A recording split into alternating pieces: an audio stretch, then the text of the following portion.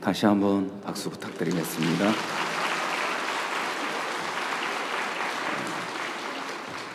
이 시간에는 저녁 시간으로 우리에게 말씀을 전해 주실 분은 기쁜 소식 인천교회 심화하시는 김재홍 목사님께서 저녁 시간 말씀 전해 주시겠습니다. 나오시겠습니다.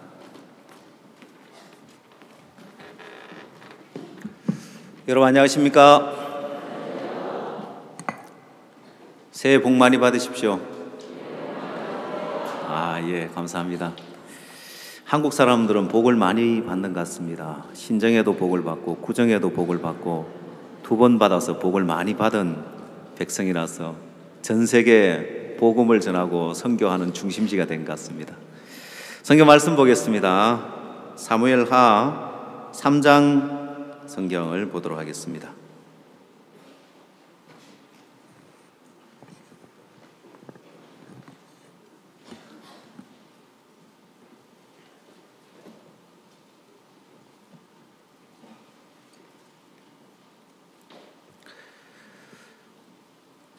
사무엘하 3장 31절 말씀부터 제가 읽도록 하겠습니다.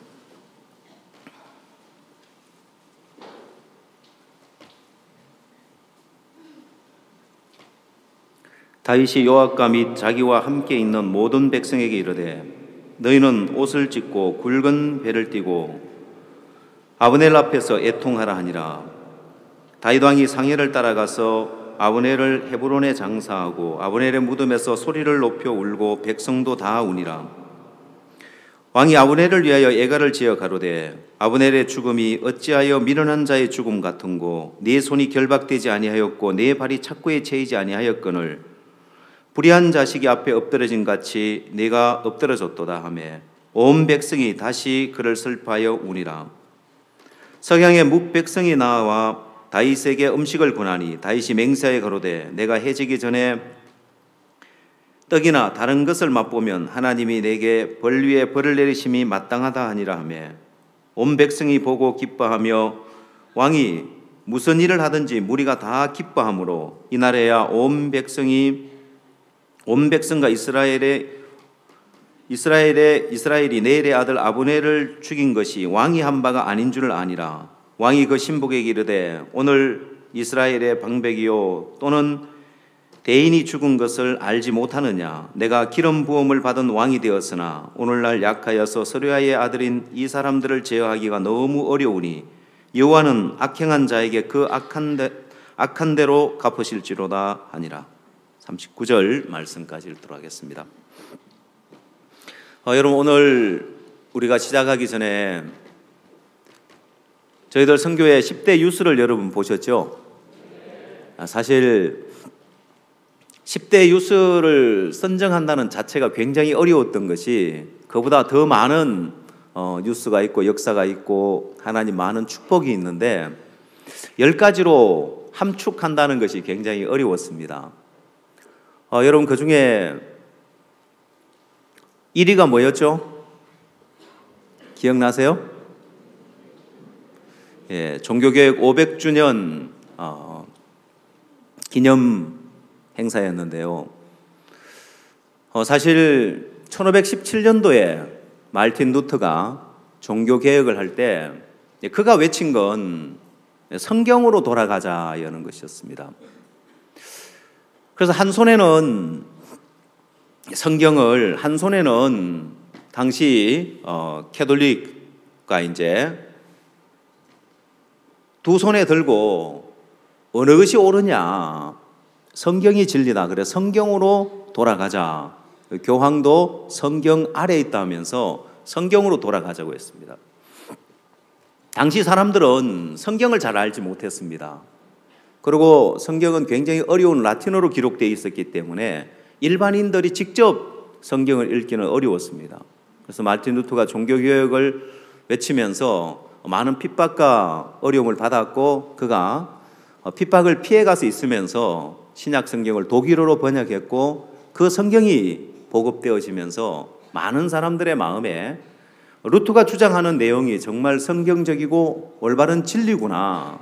물론 루터 앞에도 많은 선진들이 로마 캐톨릭의 부패와 잘못된 것을 지적하고 개혁을 외쳤지만은 많은 사람들이 호응을 하질 못했지만은 이제 성경이 보급되어지면서 사람들의 마음에 루터가 주장하는 게 정말 성경적이구나, 정말 교황도 성경 아래에 있다 하면서 성경으로 돌아가자 해서 종교 개혁의 물결이 일어났었습니다.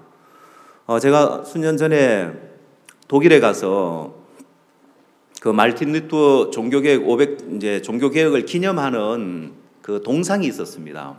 그 동상에 가서 굉장히 의미 깊은 그런 시간들이었는데, 말틴 루터 혼자서 종교개혁을 한 것이 아니라 그를 돕는 또 많은 영주들이 있어서 말틴 루터 동상이 있고 그 주변에는 그 당시 말틴 루터를 도왔던 그 영주들의 동상도 그 밑에 이렇게 있습니다. 보면은 여러분, 오늘 이 시대에 500년이 지나고 난 이후에 다시 성경으로 돌아가자고 외치는 모임이 있습니다. 그게 뭐냐면 CLF입니다.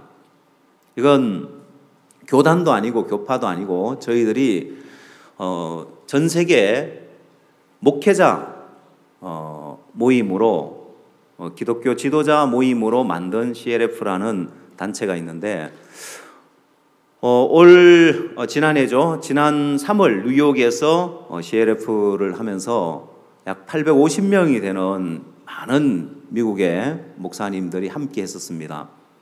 그리고 작년 10월 달에는 홍콩에서 또 아시아 CLF를 하면서 또 아시아의 많은 목회자들이 함께하고 1150명이나 되는 많은 목회자들이 모였습니다. 물론 한국에서도 CLF를 하면서 전 세계에서 수백 명의 많은 기독교 지도자들이 오셔서 성경으로 돌아가자는 이 외침에 함께하고 있는데요. 사실 우리나라는 좀 특별한 나라인데요. 우리나라의 기독교 인구가 1000만 명에서 점점 줄어서 800만, 700만, 최근에는 500만이라고도 이야기하는 사람들이 있는데, 실제 한국의 기독교는 역사도 굉장히 짧고 그다음 기독교 인구도 굉장히 작습니다. 전 세계 기독교 인구가 약 한 22억 정도 된다고 하는데요. 한국만 유별하게 교단, 교파 위주로 똘똘 뭉쳐서 이 CLF에 잘 참여하지 않고 교단 위주로, 교파 위주로 가고 있는데, 지금 전 세계 어느 나라를 가든지 지금 CLF를 통해서 많은 목회자들이 모여서 우리가 전가하는 이 복음에 대해서, 기쁜 소식 선교에서 전가하는 복음에 대해서 정말 이 말씀이 성경적이다, 진리로 돌아가자고 같이 이 외침에 함께하면서 참여하고 있는, 특히 피지 같은 나라는, 피지는 감리교회가 피지의 이제 주 교단이라고 할 수 있습니다. 대부분 교회들이 다 감리교단인데, 우리 선교사님이 피지에서 가서 선교 활동을 할 때 처음 초기에는 굉장히 많은 핍박을 받았습니다.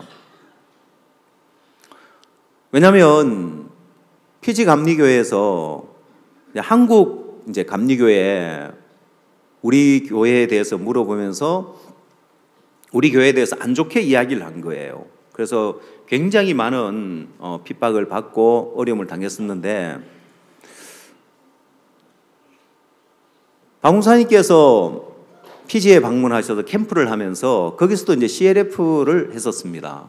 그래서 선교사님이 그 나라 현 상황을 보고를 했습니다. 목사님, 지금 이 피지 감리 교단에서 우리를 굉장히 배척하고 우리가 이렇게 많은 핍박을 받고 어려움을 당하고 있습니다 하고 현 상황을 이야기했는데도 목사님은 그런 형편에 아랑곳하지 않고 이번 CLF의 목회자들 많이 초청하세요라고 이제 말씀하셨고, 또 우리 선교사님들은 그 마음을 받아서 CLF의 목회자들을 초청했는데, 감리 교단에서 우리를 이렇게 배척하는데 누가 오겠나 싶었는데 종의 말씀을 마음에 받고 발을 내딛고 가보니까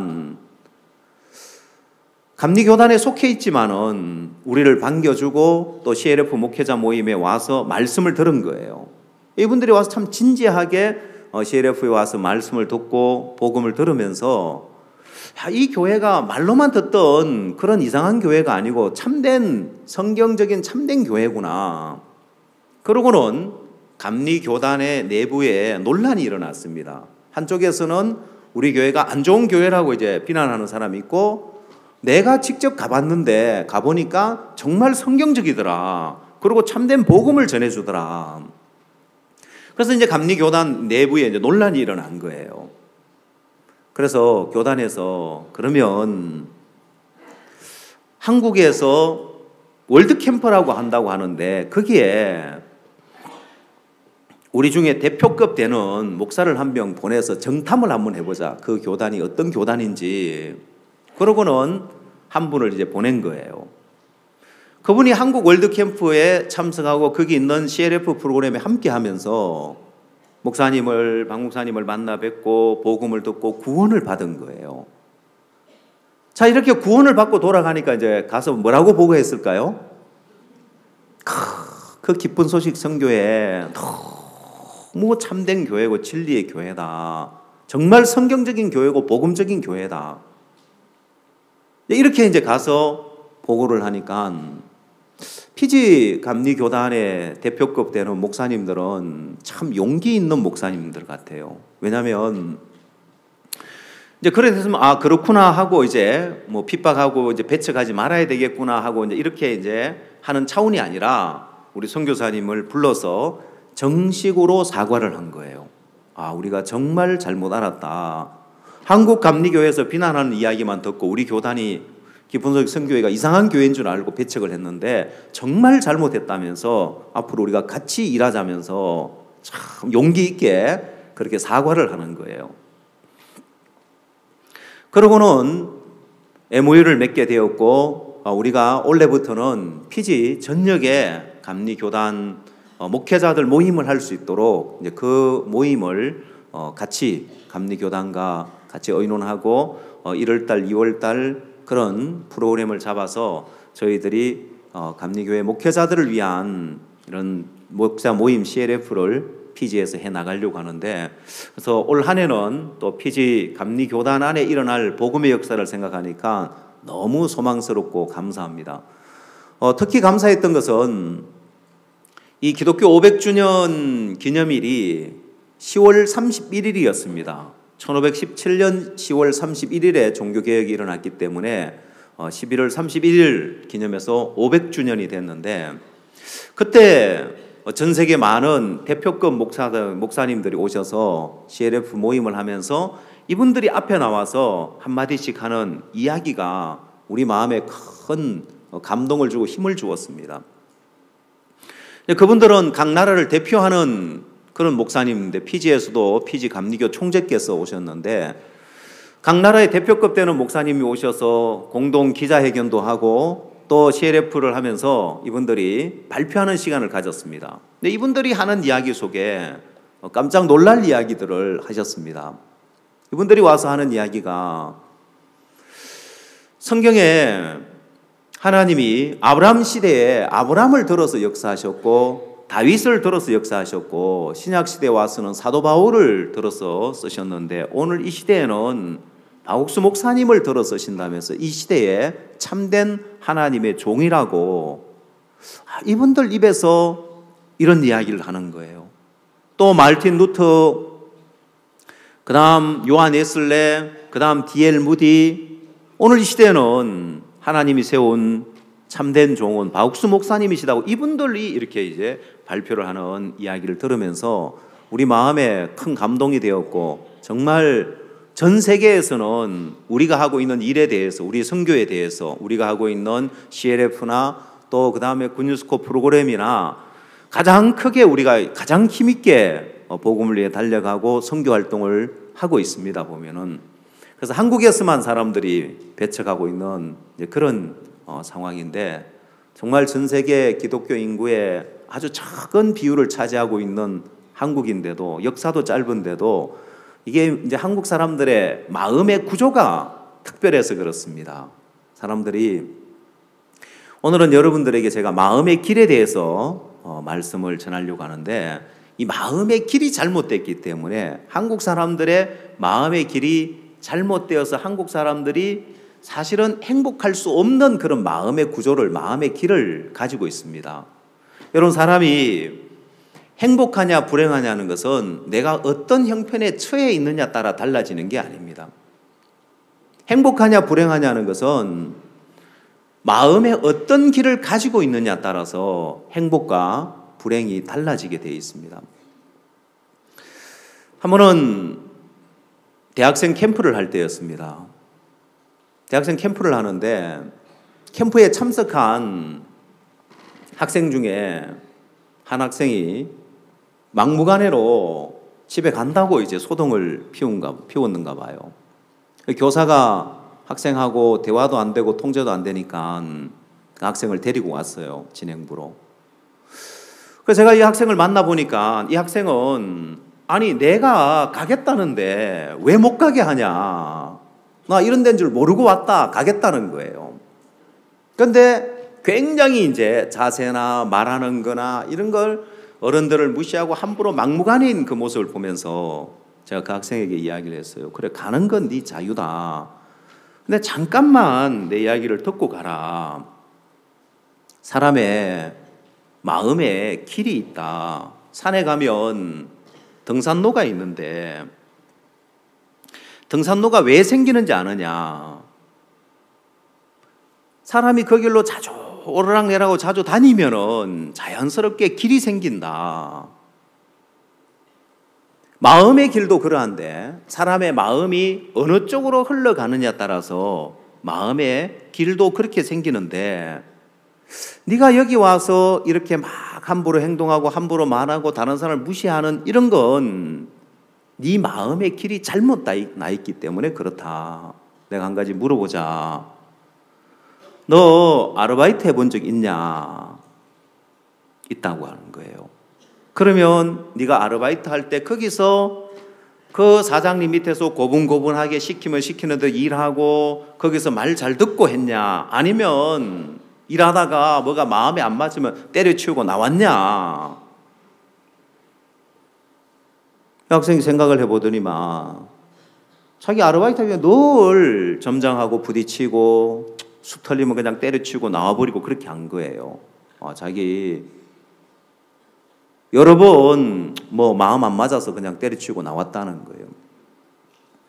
그래 그게 마음의 길이다. 너는 네 마음에 안 맞으면 이렇게 다 때려치우고 뭐 막무가내로 함부로 하는 이쪽으로 네가 마음의 길이 나 있는데 이 마음의 길은 이건 앞으로도 네가 평생 이렇게 마음의 길을 잘못 내놓으면 평생 이런 삶을 살아야 된다.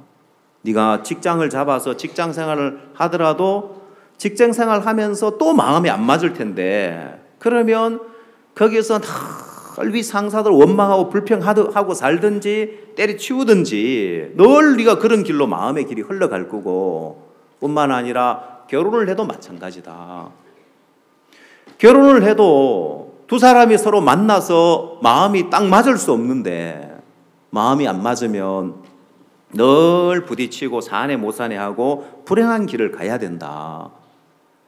네가 이 마음의 길이 잘못 나 있는데 이런 잘못된 마음의 길로 평생 불행하게 살아갈래? 아니면 여기서 마음의 길을 바로잡고 새로운 삶을 살래? 그건 네가 선택해라. 여러분 청소년들이 참 좋은 건 뭐냐면 나이가 많은 사람들은 어른들은 고집이 세져요. 자존심도 강해져가지고 이런 이야기가 잘 안 통해요. 근데 청소년들이니까 마음을 꺾는 거예요. 이 학생이 그 이야기를 들어보더니만 그 자리에서 마음을 꺾고 그러면 내가 마음 꺾고 여기서 내 마음의 길을 한번 바로 잡아보겠습니다. 마음을 꺾어주는데 얼마나 고마운지 몰라요. 그래서 우리가 청소년들을 위해서 일을 하는 게 너무 행복하고 또 이런 젊은 시기에 마음의 길을 한번 바로 잡아주면은 그 바로 잡혀진 마음의 길이 이들 인생 전부를 행복하게 만들기 때문에 그렇습니다. PPT 한번 띄워줘 봐주십시오. 자, 여기 나오는 그림처럼 등산로가 있는 것처럼 마음에 길이 있다고 했죠? 여러분 신기한 건 이렇게 등산로가 나 있으면 사람들은 이렇게 나 있는 길로만 가지 옆으로 다른 데로 안 가요. 마음의 길도 그렇습니다. 삐딱한 쪽으로 마음의 길이 나 있는 사람은 늘 삐딱한 쪽으로 이제 걸어갑니다. 늘 불평하고 원망하고. 그래서 마음의 길을 어떻게 내느냐. 사람들은 눈에 보이지 않기 때문에 그냥 마음대로 살아갑니다. 내 하고 싶은 대로 마음대로 하고 살아가요. 그리고 어떤 불행한 일을 만나면 왜 불행한지 모르는 거예요. 불평하고 원망하는 일이 생기면은 늘 남 탓을 하고 외부 환경 탓을 합니다. 그리고 그 학생도 와서 이 캠프에 와서 내 마음에 안 맞고 내가 생각하고 다르기 때문에 내가 돌아가겠다. 그렇게 생각을 했다가 내 마음의 길이 잘못 났구나. 내가 늘 이렇게 원망하고 불평하고 사니까 이쪽으로 마음의 길이 나버렸구나. 책을 한 권 소개를 해드리겠습니다. 불편해도 괜찮아라는 이 책인데요. 이 책은 김두식 교수님이 이제 저자이신데 이 책에 재밌는 내용이 하나 나와 있습니다.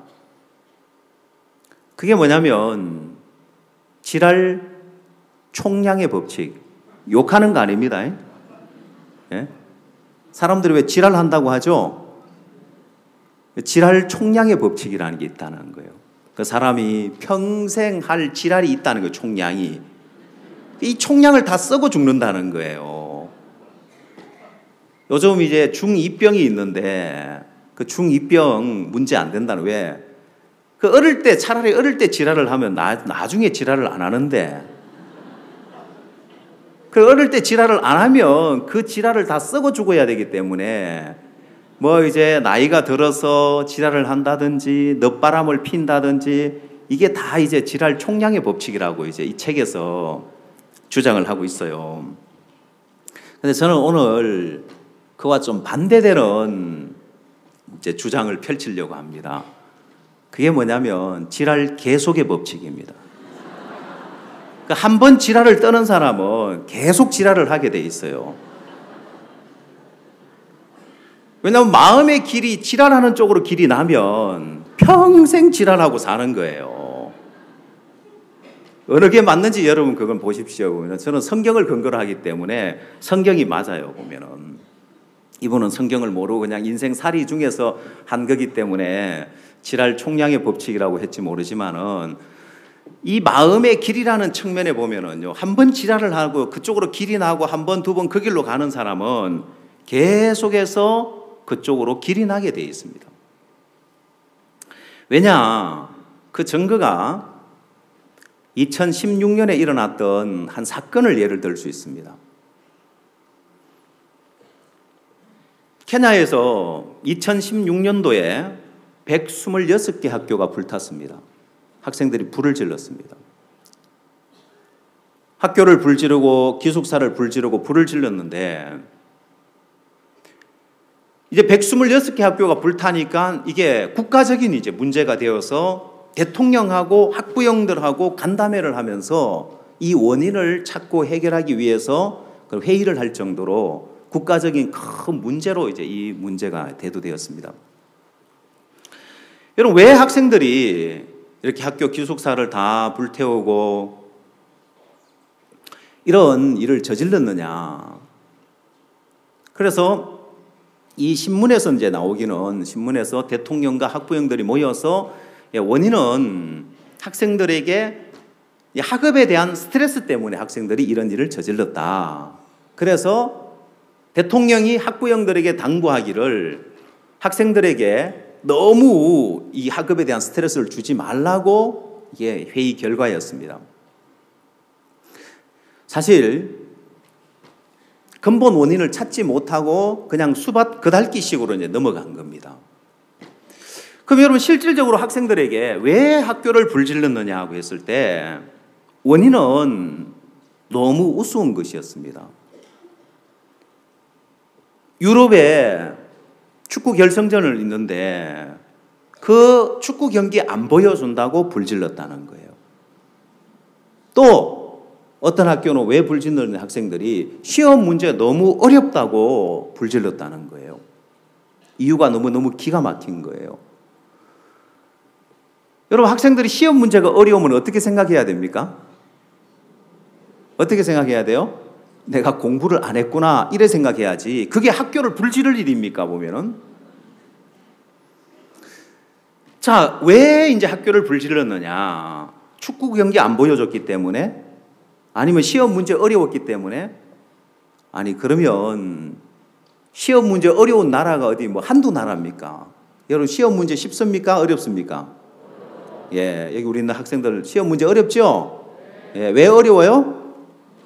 왜 공부를 안 해서 놀고 먹어가지고 어려운 거예요 보면은. 공부를 한 사람은 시험 문제 어렵다고 쉽다고 할까요? 예, 쉽다고 하잖아요. 그 전국 뭐 이렇게 뭐 수능 시험에 1등한 학생들 물어보면 뭐라고 해요? 예, 교과서 중심으로 공부를 했어요 하고 뭐 그러잖아요. 뭐 수업 시간에 충실했어요 하고 뭐 이런 이야기를 하잖아요 보면은. 뭐 특별한 비법이 있는가 들어봤더니만. 우리 학생도 혹시 앞으로 공부하는데 도움되는 이야기 하나 해드릴까요? 나 머리가 나빠가지고 이 공부를 잘 못한다는 사람 한번 손 들어봐요. 나 머리가 잘 안 돌아간다. 나이 드신 분들은 손 들지 마세요. 공부 안 하는. 예, 예, 손 내리십시오. 고맙습니다. 예, 여러분 공부는 머리로 하는 것이 아니라 엉덩이로 하는 거 아십니까? 여기 공부 못하는 학생들, 성적 안 나오는 학생들 잘 들어보십시오. 성적이 왜 안 나왔느냐? 머리가 나쁘거나 이게 아니고 엉덩이를 책상 의자에 붙이고 별로 안 앉아 있어서 내 싸돌아 다니고 공부 안 하고 엉뚱한 짓 해서 성적이 안 나온 거예요. 맞아요? 왜 엉덩이 붙이고 앉아서 공부해봐요. 시간이 엉덩이 붙이고 있는 시간이 얼마나 되느냐에 따라 달라집니다. 그렇다고 또 PC방에 가서 앉아있는 건 안 쳐줍니다.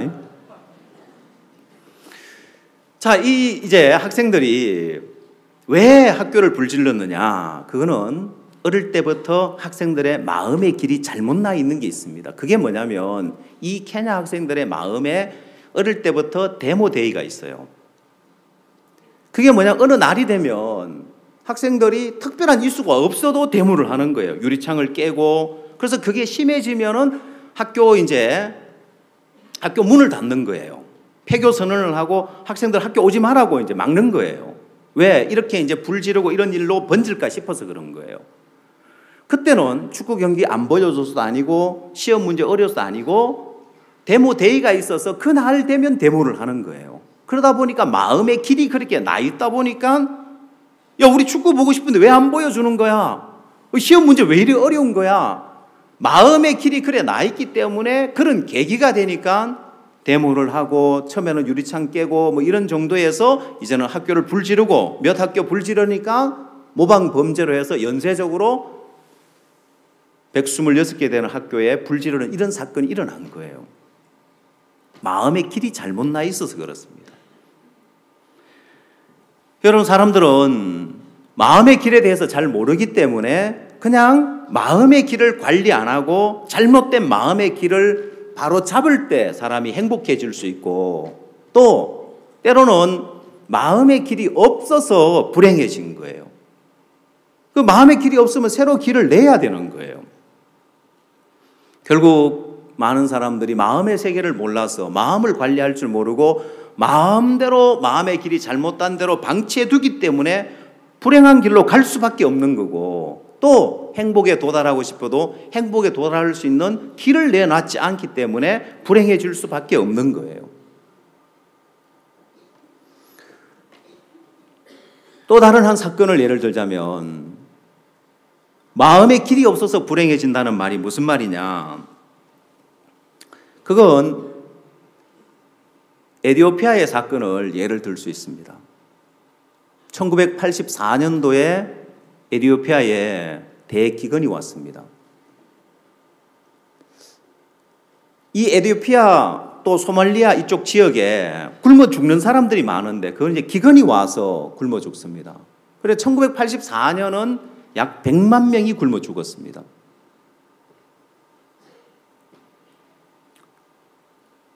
여러분, 사람들이 100만 명이 굶어 죽었다는 것은 이건 정말 엄청난 숫자인데 왜 이렇게 많은 사람이 굶어 죽었느냐?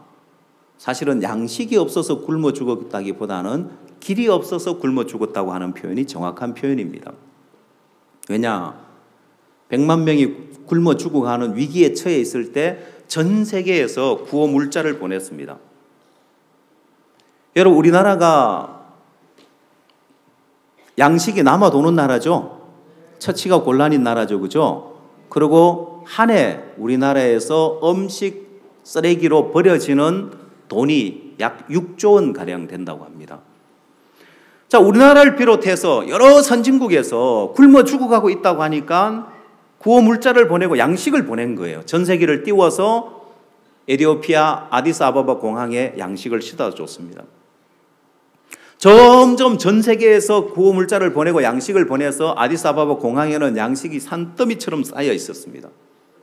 그런데 에티오피아 변방의 사람들은 여전히 굶어 죽어가고 있었습니다. 그 이유가 어디 있는지 아십니까?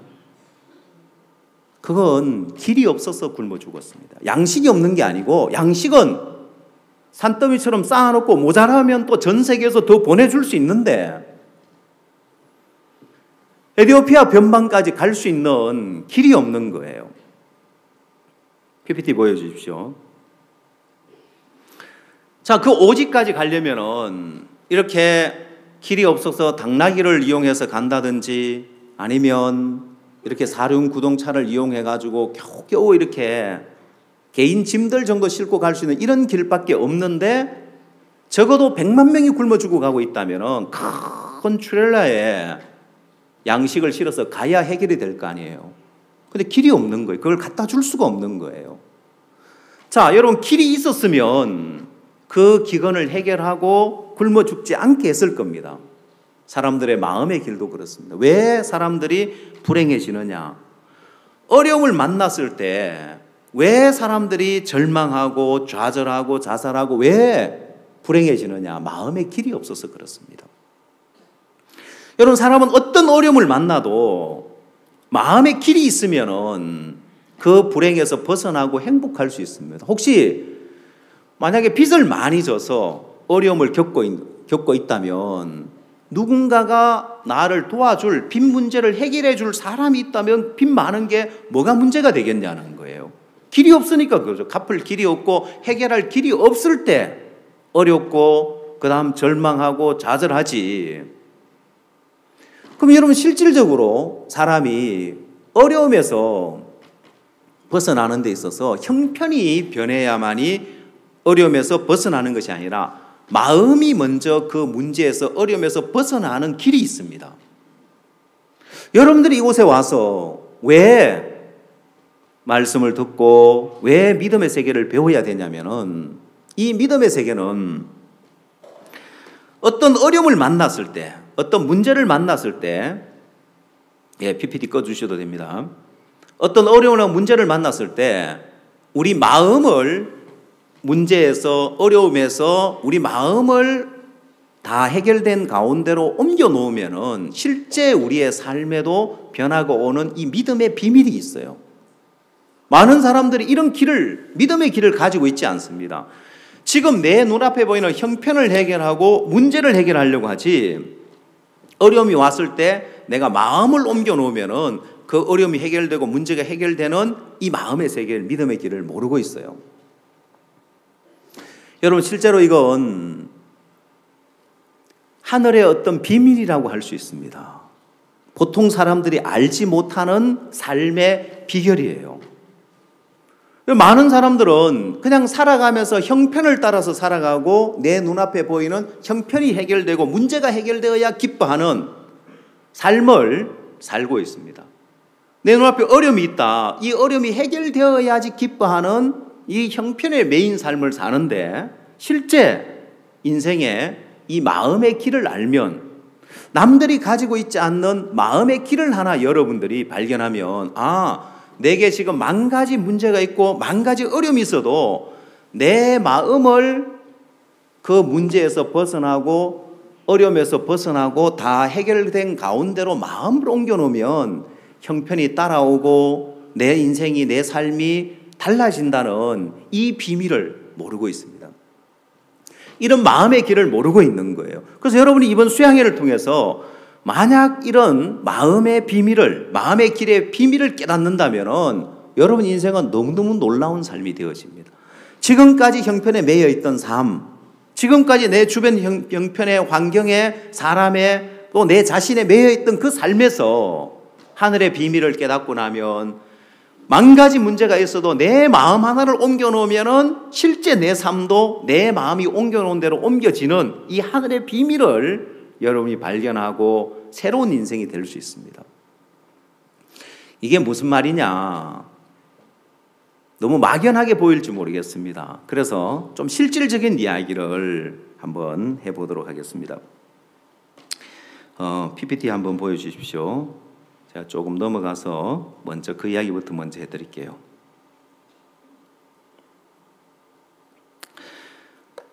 한옥 탈머라는 의사가 있습니다. 이 의사는 미국 플로리다 주에서 난치성 질환을 치료하는 의사입니다. 암이라든지 에이즈라든지 이제 이런 사람이 흔히 현대의학으로 고치지 못한다는 병을 전문적으로 고치는 의사인데 수십 년 동안 이런 난치병 환자들을 치료하면서 세 부류로 나누어지는 것을 발견했습니다.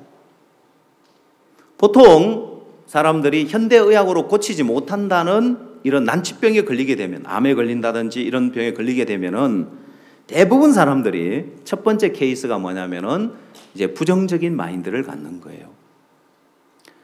야, 이제 암은 이제 고칠 수 없고 낫기 어렵다는 병으로 사람들에게 알려져 있기 때문에 그걸 그대로 받아들이는 거예요. 나 이제 암에 걸렸구나. 이제 나 이제 큰일 났다. 내 인생 여기서 이제 끝이구나.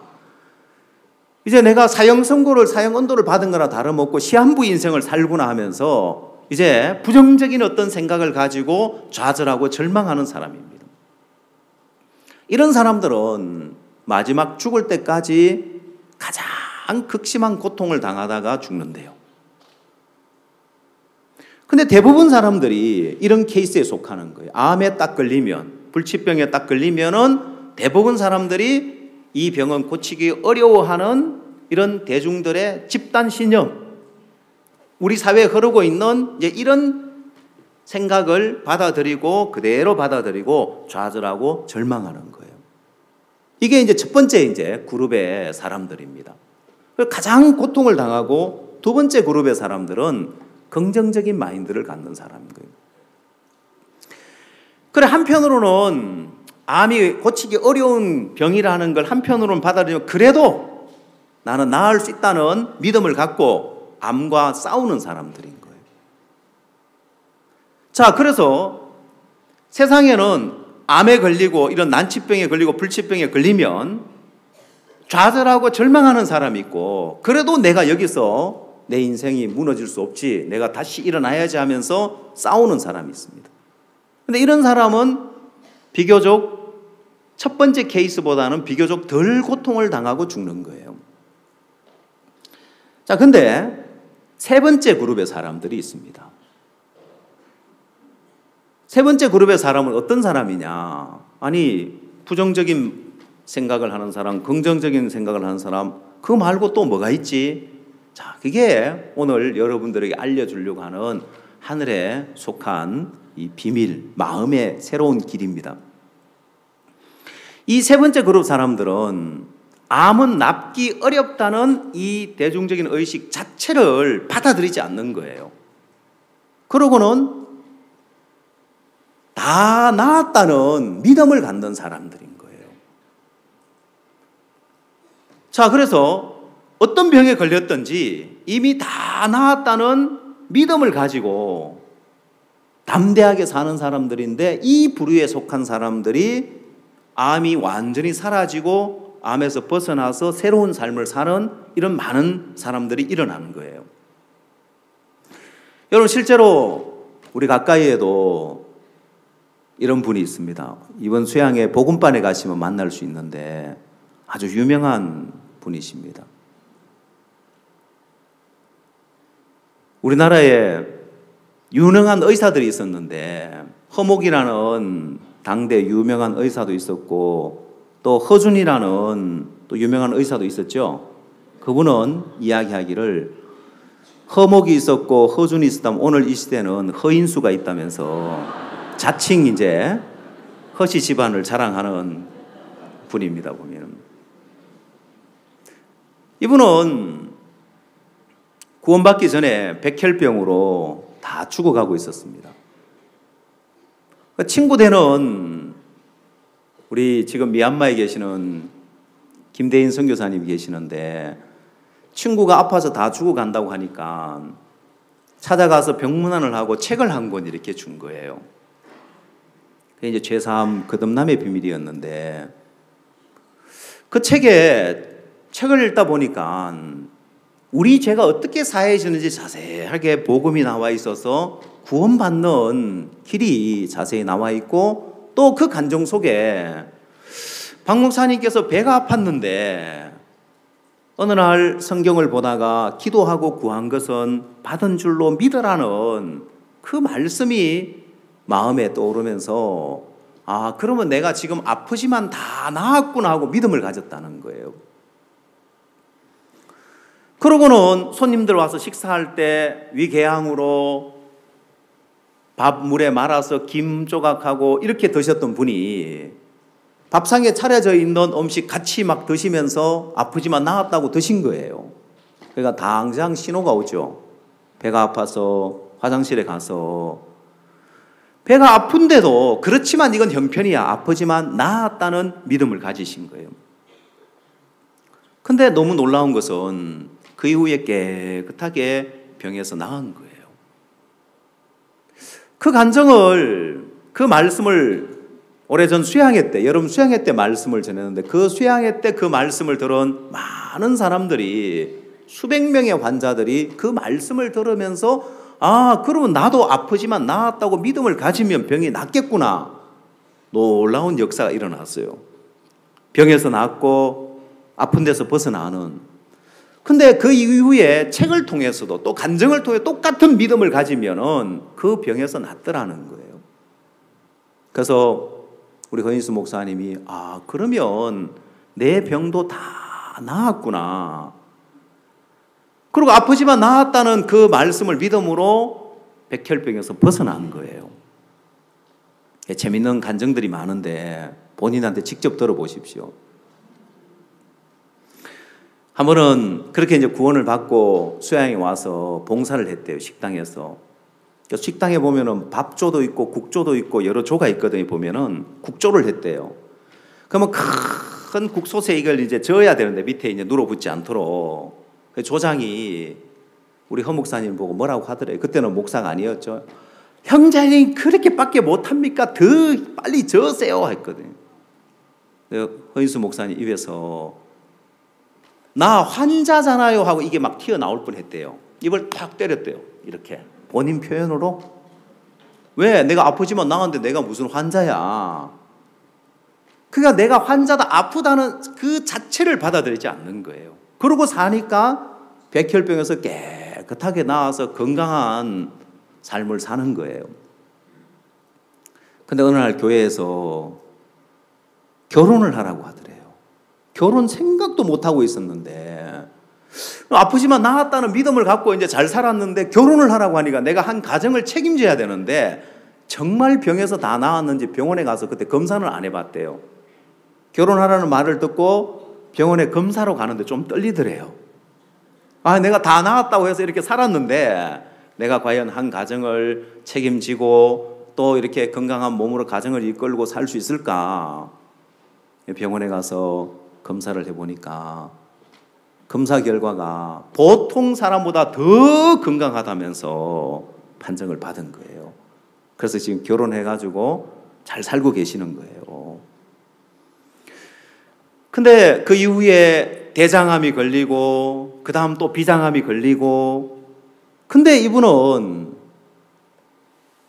대중들이 갖는 그런 신념 암은 고치기 어려워 또 암은 나았다가 다시 재발해 그걸 받아들이고 절망하는 것이 아니라 아프지만 나았다는 믿음으로 그 생각에서 벗어나서 건강하게 사는 거예요. 다시 암이 재발했을 때 그때 이제 제가 허인수 목사님 얼굴을 봤습니다. 재발했다고 이제 박 목사님이 다시 이제 나올 때 얼굴이 시커매져가 있는 거예요. 저분이 왜 저렇게 얼굴이 시커매져 심각하게 아내하고 같이 목사님을 찾아왔는데 그래 심각하게 찾아왔다가 교제를 마치고 나갈 때는 막 웃으면서 나가는 거예요. 그 너무 궁금한 거예요. 암이 재발했다고 하길래 다 대부분 사람들의 생각이 그렇지, 그러면 그렇지, 암이 낫냐, 재발하는 게 당연하지. 근데 아니 무슨 교제를 했길래 목사님하고 교제하고 나갈 때는 저렇게 웃으면서 나갈까? 무슨 교제를 했냐고 하니까 목사님께서 암이 재발해서 다시 나가니까 목사님께서 처음에 어떻게 병에서 나았냐? 아이, 그야 아프지만 나았다는 말씀 믿고 병에서 나았지요.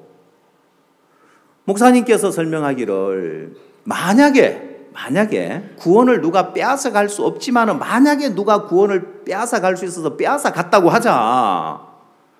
근데 내가 어떻게 구원을 받는지 알고 있는데 누가 빼앗아 가면 문제가 되냐 안 되냐? 문제 돼요 안 돼요? 안 되죠. 어떻게 받으면 되는지 아니고 또 받으면 되지. 그것처럼 박 목사님께서 자네 병 어떻게 낫는지 알잖아. 또 병 걸리면 또 그렇게 나으면 되는 거야.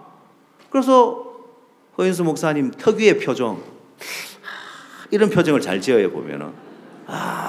그런데요 하고는 막 웃으면서 나온 거예요. 자, 부정적인 생각을 받아들이지 않고 마음을 다 나왔던 대로 옮기니까 백혈병이 오든 대장암이 오든 비장암이 오든 문제가 돼요 안 돼요?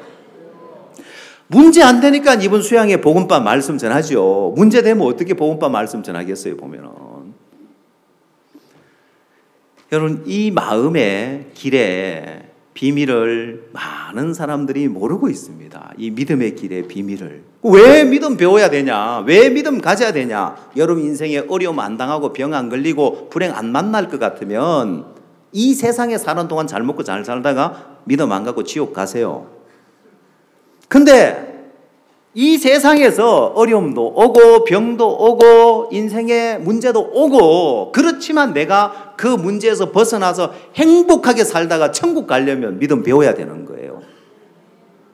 그러면 어느 길을 택할랍니까? 바보가 아닌 이상 믿음의 길을 배워야 되겠죠. 그러니까 여러분 이 수양에 오셨으니까 여러분 이런 믿음의 길을 배워야 되는데 한국 사람에게 문제가 있어요. 그게 뭐냐?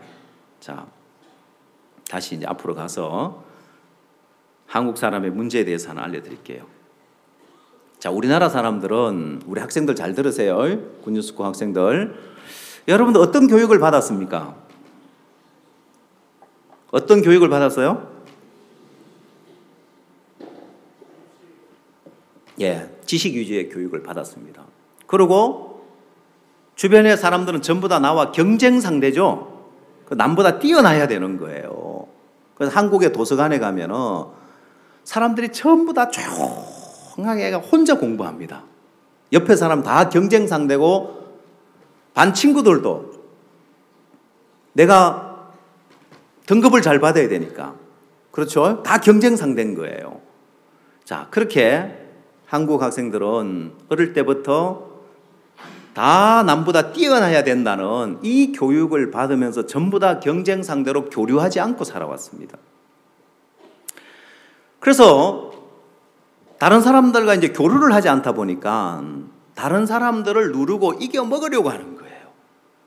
이렇게 수양에 와도 여기 와 앉아서 이런 믿음의 세계에 대해서, 성경에 대해서 차근차근 배워보면 될 텐데, 뭔 말을 하면 자기 생각, 자기 판단하고 좀 다르면 이겨 먹으려고 자기 주장을 하지 제대로 배우려고 안 하는 거예요. 한 번은 홍콩에서 이제 지난 10월 달에 CLF를 할 때였습니다. 중국의 많은 목사님들이 오셨, 물론 우리 선교의 목사님, 아니 외부의 많은 목사님들이 오셨습니다. 자, 이 목사님들이 오셔서 말씀을 듣고 또 그 중에 몇몇 목사님들이 목사님과 개인 교제를 이렇게 하는데, 아니 보통 사람들이 목사님과 개인 교제를 하면 말씀을 차근차근 듣고 배우고 이렇게 하는데, 이상하게 그때는 목사님한테 대드는 거예요. 성경 지식을 가지고. 그 첫날 좀 나이 많은 분이 이제 신학교 원장이라고 하는 분이었습니다. 이분이 이제 성경을 가지고 또 목사님한테 따지길래 옆에서 지켜봤는데 그 다음 날은 굉장히 젊은 사람인데 목사님한테 따박따박 대들면서 한마디도 안 받아들이는 거예요. 그 목사님 스케줄 바쁜데 계속 시간만 이렇게 빼앗고 있는 것 같아서 제가 목사님 교제하시는 제가 끼어들어서 목사님 제가 좀 이야기를 하겠습니다. 왜? 이런 분은 목사님하고 상대할 분이 아니고 그래서 제가 좀 끼어들었습니다.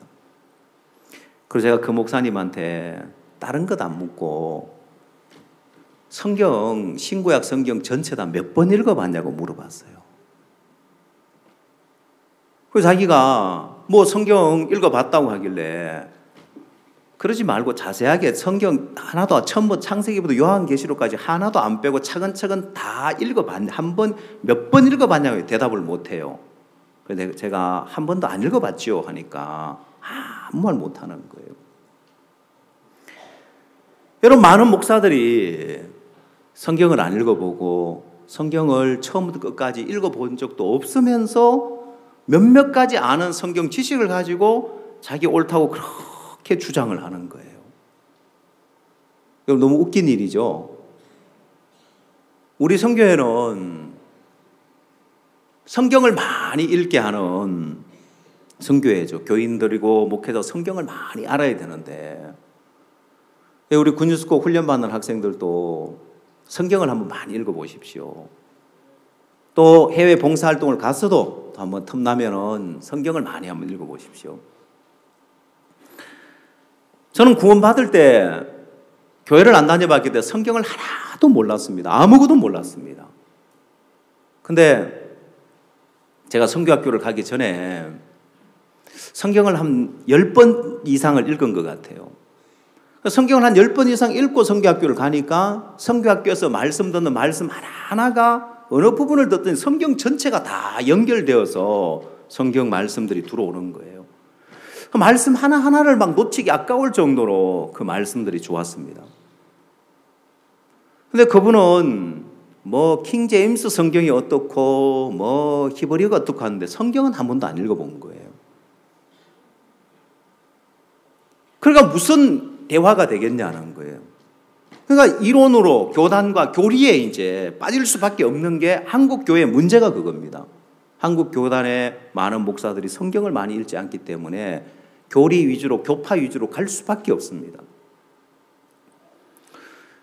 그래서 이분이 그렇게 말씀을 안 받아들이고 있다. 마지막 날 목사님 복음을 다 전하고 이제 질문하는 시간을 가졌는데 손을 드는 거예요, 질문을.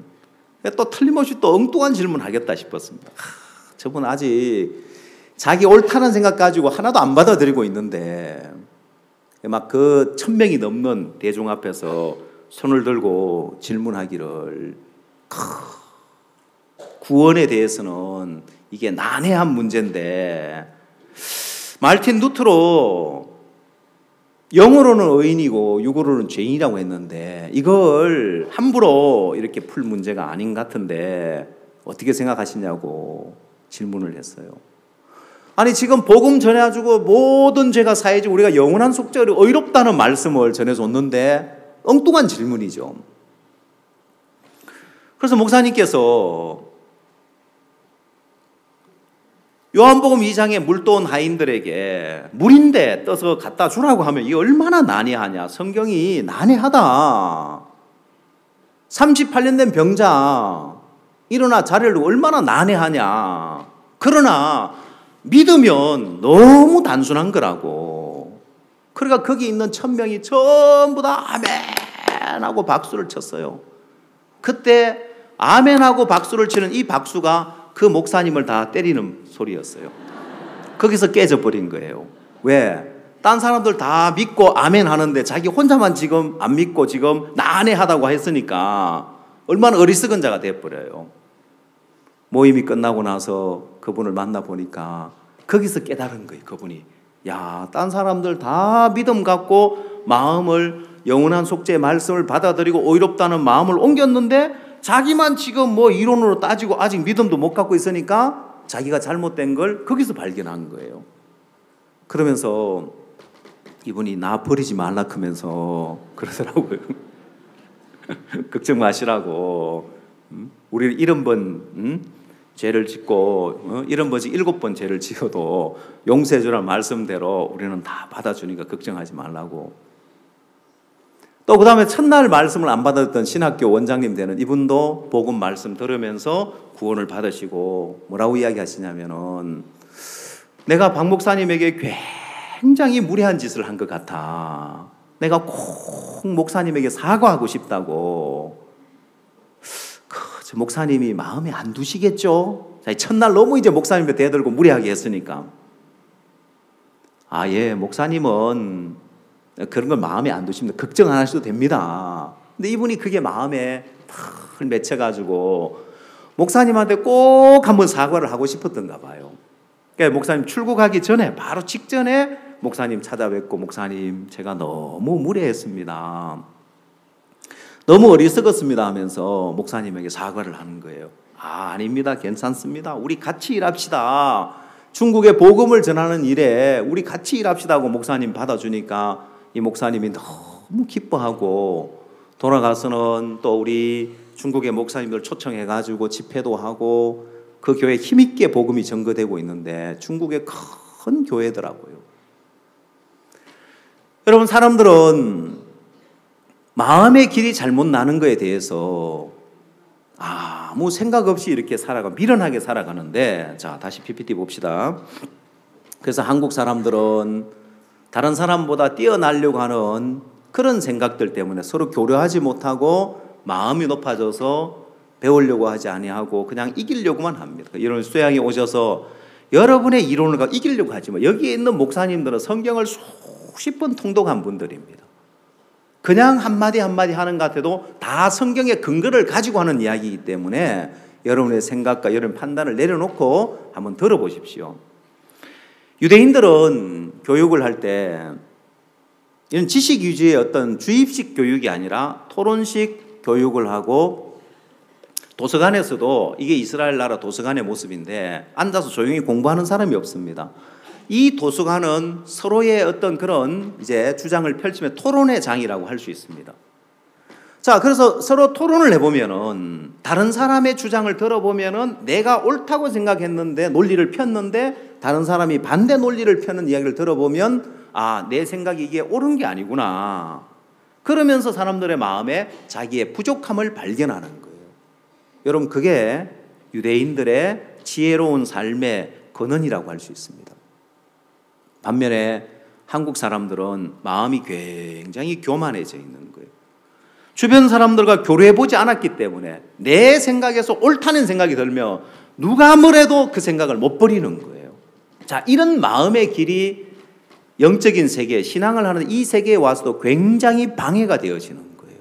이게 나를 불행하게 만들고 내 인생을 불행하게 만든다는 사실을 알아야 됩니다. 자, 여러분, 성경으로 돌아가서 오늘 우리가 본 본문 말씀을 한번 돌아보십시오.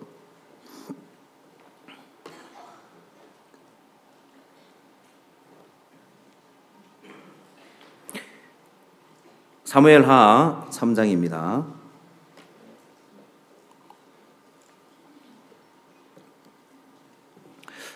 자, 사무엘하 3장에서 다윗이 아브넬의 죽음을 애통하는 이야기가 나옵니다. 33절. 왕이 아브넬을 위하여 애가를 지어 가로되 아브넬의 죽음이 어찌하여 미련한 자의 죽음 같은고 내 손이 결박되지 아니하였고 내 발이 착고에 채이지 아니하였거늘 불의한 자식의 앞에 엎드러진 같이 내가 엎드러졌도다 하며 온 백성이 다시 그를 설파하여 우니라. 자, 아브넬의 죽음을 인하여 애통을 하는데 이 아브넬을 누가 죽였냐면은 다윗의 부하 장수 요압이 아브넬을 죽입니다. 다윗과 이제 사울과의 전쟁이 있는데 사울이 죽고 사울의 집안과 다윗과 이제 전쟁이 일어났는데 이 아브넬은 사울의 집안의 적장이었습니다. 이 아브넬이 다윗에게 항복하러 나오고 화친하러 온 거예요.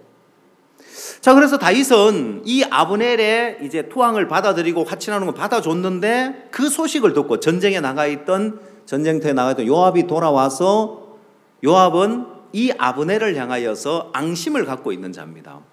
왜냐하면 자기 동생 아사헬이 있는데 이 아브넬이 자기 동생 아사헬을 죽였습니다. 전쟁에서. 그래서 자기 동생을 죽인 자기 때문에 이 요압의 마음에는 이런 앙심을 갖고 있는데 다윗이 아브넬과 화친을 맺고 그를 그냥 돌려보냈다고 하니까 요압의 마음에는 그게 용납이 안 되는 거예요. 자, 24절을 보십시오. 요압이 왕에게 나아가 가로되 어찌하심이니까 아브넬이 왕에게 나아왔거늘 어찌하여 저를 보내어 잘 가게 하셨나이까. 왕도 아시려니와 넬의 아들 아브넬에 온 것은 왕을 속임이라. 왕의 출입하는 것을 알고 모든 하시는 것을 알려 함이니이다.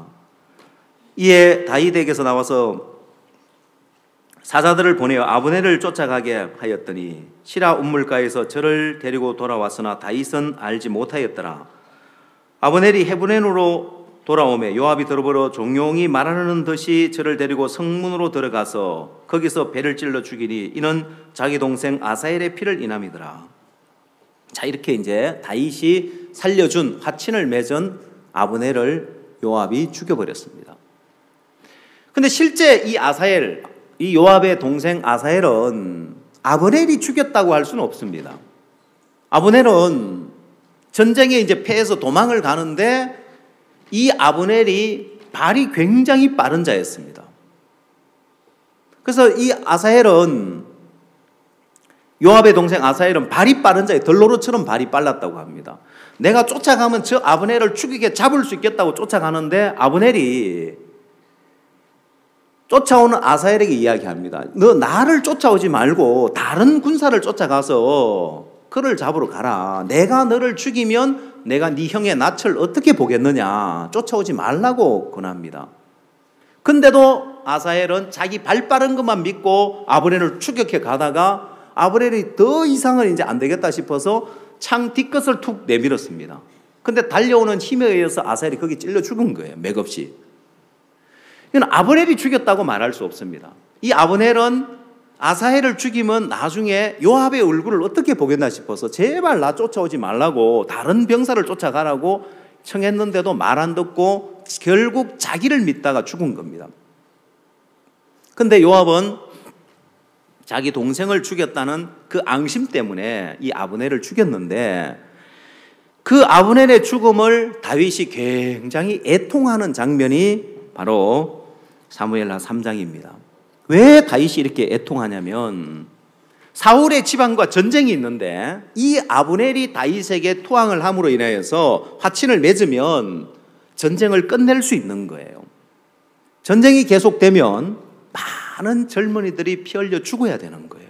같은 동족끼리 이런 피 흘리는 전쟁이 계속 이어져야 하는데 그걸 종식시킬 수 있기 때문에 다윗은 굉장히 기뻤습니다. 근데 요압이 이 아브넬을 죽여버린 거예요. 그러면 아브넬이 투항을 했는데 저 아브넬을 죽인 거 보니까 다른 병사들, 다른 장수들이 투항을 하려고 할까 안 할까요? 안 하죠. 어차피 투항하면 죽는데. 그래서 전쟁이 오래 갈 수밖에 없고 더 많은 피를 흘려야 되는데 그로 인하여 다윗이 굉장히 안타까워하는 거예요. 자, 그래서 다윗이 한 이야기 가운데 39절 말씀을 한번 여러분이 눈여겨보십시오. 39절 내가 기름 부음을 받은 왕이 되었으나 오늘날 약하여서 수르야의 아들인 이 사람들을 제어하기가 너무 어려우니 여호와는 악행하는 자에게 그 악한 대로 갚으실지로다 하니라. 다윗이 수르야의 아들 요압과 그 형제들입니다. 이들에 대해서 다윗이 이야기하기를 제어하기가 너무 어렵다는 거예요. 제어가 안 된다는 거예요. 여러분, 자동차는 아무리 좋은 자동차라도 벤츠 회사에 나온 자동차라 할지라도 제어 장치가 고장이 나면 그 차는 아무짝에 쓸모없는 차입니다. 여러분, 벤츠가 있고 경차가 있는데 벤츠의 제어 장치가 고장났고 경차는 제어 장치가 고장나지 않았다. 여러분, 어떤 차 탈까요? 핸들이 지 마음대로 돌아가고 브레이크를 밟으면 잘 안 듣고 제어가 안 되면 그 차 타고 다닐 수 있을까요? 아무짝에 쓸모없는 차입니다. 요압 군대 장관이고 능력 많은 그런 장수지만은 제어가 안 되는 거예요. 이게 요압의 마음의 길입니다. 요압은 복을 받을 수 있는 사람이에요. 정말 복을 받을 수 있는 그런 요압인데 이스라엘의 군대 장관이죠. 다윗과 함께하죠. 여호와의 전쟁을 싸우죠. 복을 받을 수밖에 없는 사람인데 이 요압의 마음의 길이 잘못 나 있기 때문에 그는 비참한 인생을 살아야 됩니다. 자, 이렇게 요압이 다윗의 말을 안 듣고 다윗은 화친해서 아브넬을 살려보냈지만은 그를 다시 불러들여서 그를 찔러 죽이고 다윗의 마음을 아프게 하고 슬프게 했는데 이렇게 마음의 길이 나 있는 요압, 마음의 길이 이렇게 나 있으니까 삶 속에 늘 어떤 문제가 일어나면 늘 이쪽으로 마음이 흘러가게 돼 있는 거예요. 자, 그 증거가 어디 있느냐? 사무엘하 18장을 한번 찾아보십시오.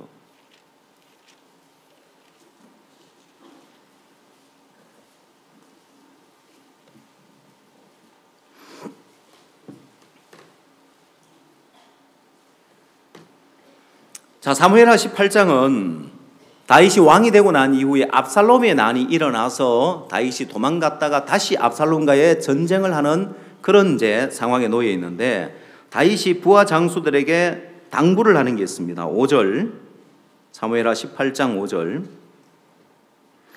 왕이 요압과 아비새와 이때에게 명하여 가로되 나를 위하여 소년 압살롬을 너그러이 대접하라 하니 왕이 압살롬을 위하여 모든 군장에게 명령할 때 백성들이 다 들으니라.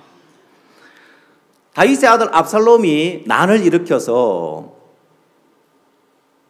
다윗이 쫓겨 도망가고 이런 어려움을 당했지만은 다시 이제 다윗은 하나님이 자기를 다시 세울 걸 알았습니다. 그래서 소년 압살롬을, 자기 아들 압살롬을 너그러이 대접하라고 했습니다. 군장들도 이야기를 다 들었고 그 다음 백성들도 이야기를 다 들었습니다. 다윗은 하나님이 세운 왕이었기 때문에 이 압살롬이 난을 일으켰지만 반역을 일으켰지만은 결코 이 왕위를 빼앗아갈 수 없다는 걸 알았습니다.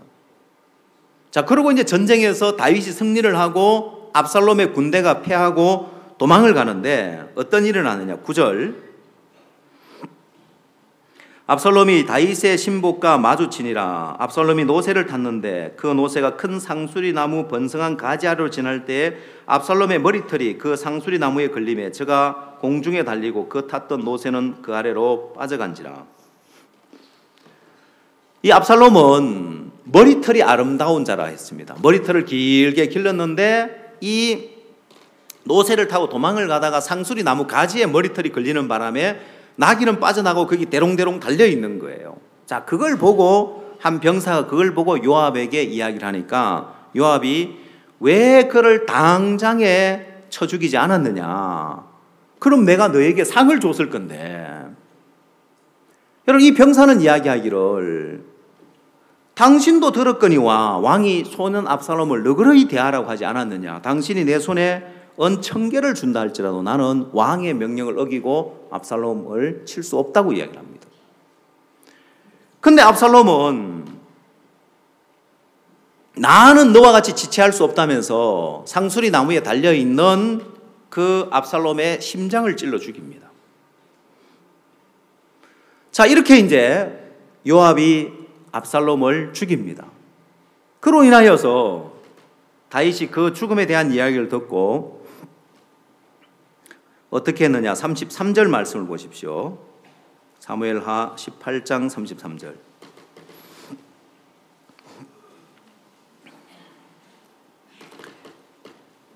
왕의 마음이 심히 아파 물르러 올라가서 우니라. 저가 올라갈 때 말하기를 내 아들 압살롬아, 내 아들 압살롬아, 내가 너를 대신하여 죽었다면 압살롬 내 아들아, 내 아들 하였더라. 다윗이 애통을 합니다. 자, 여러분, 요압이 이렇게 아브넬을 죽이고 그 다음 다윗의 아들 압살롬을 또 죽입니다. 다윗은 분명히 소년 압살롬을 너그러이 대하라고 했지만은 제어가 안 되는 거예요. 내가 왕이 되었으나 제어하기가 너무 어렵다는 거예요. 여러분, 오늘날 이 시대 사람들의 마음은 이렇게 요압처럼 불행해질 수밖에 없는 마음의 길을 내고 있습니다. 누구 말도 안 듣고 내 멋대로 내 하고 싶은 대로 하는 제어가 안 되는 삶을 사는 거예요. 그건 스스로 불행한 길을 자체해서 가는 그 마음의 길인 거예요. 왜 내가 마음 꺾고 왜 말 들어야 돼요? 나 하기 싫은데? 나 가기 싫은데? 원치 않는데? 사람들은 불행해질 수 있는 잘못된 마음의 길을 계속 내고 있는 거예요. 그러고는 왜 불행해지는 줄을 모릅니다. 여러분, 요압의 삶이 불행해질 수밖에 없는 것은 누구 말도 안 듣고 왕의 말도 안 듣고 자기 생각 믿고 자기 판단 믿고 자기 마음대로 사는 거예요. 여러분, 요압은 참 뛰어난 장군이고 전쟁에 가서 승리도 거두고 유능한 장군이지만은 제어가 안 되니까 아무짝에 쓸모없는 장군이 되고 아무짝에 쓸모없는 인생이 되고 불행해지더라는 거예요. 마음의 길이 잘못 나 있었기 때문에 그렇습니다. 사람들은 마음의 길의 가치를 모릅니다. 그냥 마음대로 사는 게 좋은 건 줄 알고 그냥 내 마음대로 하고 내 하고 싶은 대로 내 마음대로 하고 삽니다. 왜 불행해지는지도 모릅니다. 여러분, 요압의 인생, 요압은 결국 솔로몬 시대에 가서 비참하게 칼에 맞아 죽습니다. 자, 요압의 최후를 한번 봅시다. 열왕기상 2장을 한번 찾아보십시오.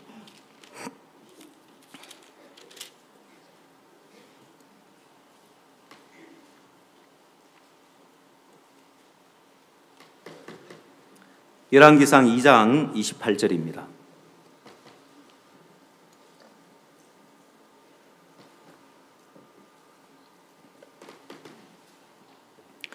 그 소문이 요압에게 들림에 저가 여호와의 장막으로 도망하여 단불을 잡으니 이는 저가 다윗을 떠나 압살롬을 쫓지는 아니하였으나 아도니아를 쫓음이더라. 혹이 솔로몬 왕에게 고하되 요압이 여호와의 장막으로 도망하여 단 곁에 있나이다. 솔로몬이 여호야다의 아들 버나야를 보내며 가로되 너는 가서 저를 치라. 여러분, 솔로몬이 하나님의 성전에 도망가 있는 요압을 쳐 죽이라고 명합니다. 여러분, 요압이 하나님의 성전에서 단불을 잡고 비참하게 죽습니다. 여러분, 이 단은 번제단을 의미하고 단불은 번제단 뿔에 있는 뿔인데, 여러분, 이 번제단에는 이스라엘 백성이 죄를 사함받는 곳입니다. 성경에 이 죄가 두 곳에 기록되어 있는데 유다의 죄는 금강석 끝 철필로 기록되되 그들의 만판과 그들의 단뿔에 새겨졌거늘. 그래서 그 단뿔을 잡는다는 것, 죄를 가리우는 것 같은데, 그러나 그 죄는 자기가 그 죄를 가리운다 해서 가리울 수 있는 것이 아니라 그 단뿔을 잡고 비참하게 죽임을 당합니다. 왜 하나님의 성전에서 단뿔을 잡고 비참하게 죽임을 당해야 되느냐? 그건 요압의 마음의 길이 잘못 나 있기 때문에 결국은 잘못된 마음의 길로 불행한 길을 갈 거라는 걸 그는 몰랐습니다. 오늘 여러분의 마음에 요압과 같은 마음의 길을 가지고 있으면 여러분의 인생도 요압과 같이 똑같이 불행해지게 되어 있습니다. 성경은 이런 마음의 길을 이야기하고 있습니다. 여러분의 마음의 길과 같은 마음을 가진 사람을 성경에서 찾고 그 사람 인생의 결과가 어떻게 됐는가 보면 정확하게 일치됩니다. 여러분 미래를 알 수 있습니다. 여러분 장래를 알 수 있습니다. 여러분 앞으로 인생이 어떻게 될 건지 여러분 한눈에 알 수 있는 것이 마음의 길입니다. 어떤 마음의 길을 가지고 있느냐는 거예요. 불행해질 수 있는 마음의 길을 가지고 있느냐, 아니면 행복에 도달할 수 있는 마음의 길을 가지고 있느냐, 거기에 따라 여러분 인생은 결정되는데, 그러나 그 마음의 길은 바꿀 수 있습니다. 오늘 이 밤에 여러분들이 내 마음의 길이 잘못됐구나 사실을 깨닫고 올바른 길을 여러분 마음에 만들면 여러분은 행복에 도달할 수 있고 행복한 인생이 될 수 있는 거예요. 자, 요압이 왜 이렇게 비참하게 죽었느냐? 마음의 길이 잘못되어 있었기 때문에 그렇다고 했는데, 열왕기상 1장으로 보십시오. 1장 5절.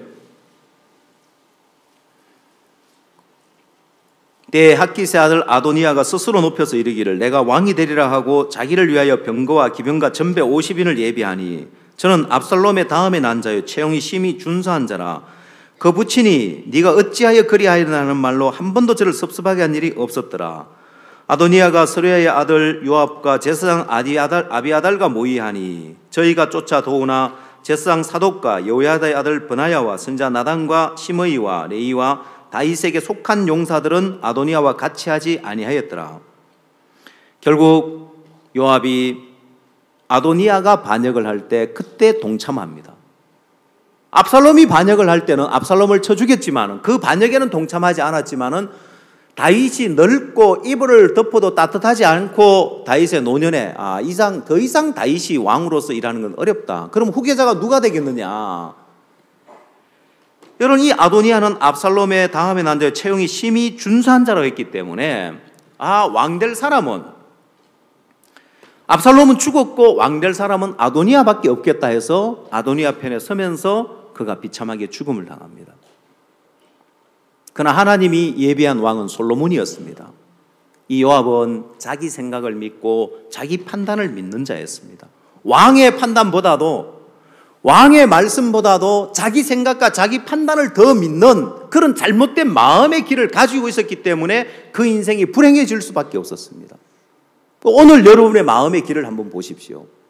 여러분이 요압과 같이 내가 오늘날 왕이 되었으나 스루야의 아들인 이들을 제어하기가 너무 어렵다는 것처럼 여러분의 마음이 어느 누구로부터 제어를 안 받고 산다, 내 맘대로 산다, 요압과 같은 마음의 길을 가지고 있습니다. 여러분이 내 생각과 내 판단을 더 믿는다, 그러면 요압과 같은 마음의 길을 가지고 있습니다. 그 잘못된 마음의 길을 가지고 있으면 반드시 여러분 인생이 불행해지게 되어 있는 거예요. 요압과 같이 여러분 인생 비참하게 망하고 불행한 길을 갈 수밖에 없는 거예요. 그러나 오늘 여러분이 내 마음의 길이 잘못됐구나는 사실을 깨닫고 마음의 길을 바꾸면 여러분 인생이 행복해질 수 있는 거예요. 여러분, 요압은 잘못된 마음의 길을 가지고 있는 사람이었습니다. 그러나 성경에 올바른 마음의 길을 가지고 있는 사람, 행복해질 수 있는 복된 마음의 길을 가지고 있는 사람이 또 나옵니다. 성경은 이렇게 늘 상대적으로 우리 마음의 세계는 눈에 보이지 않기 때문에 우리가 눈으로 볼 수 있도록, 우리가 깨달을 수 있도록 쉽게 비교해서 설명을 해주고 있습니다. 요압은 잘못된 마음의 길을 가지고 있는 사람이라면 올바른 마음의 길을 가지고 있어서 행복에 도달할 수 있는 이런 사람이 누가 있느냐? 성경 에스더에 보면 정확하게 나와 있습니다. 성경 에스더 성경을 한번 찾아봅시다.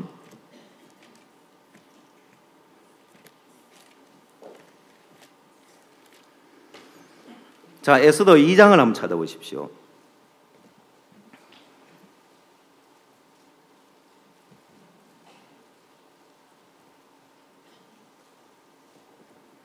(2장) 20절 말씀 보겠습니다. 에스더 2장 20절.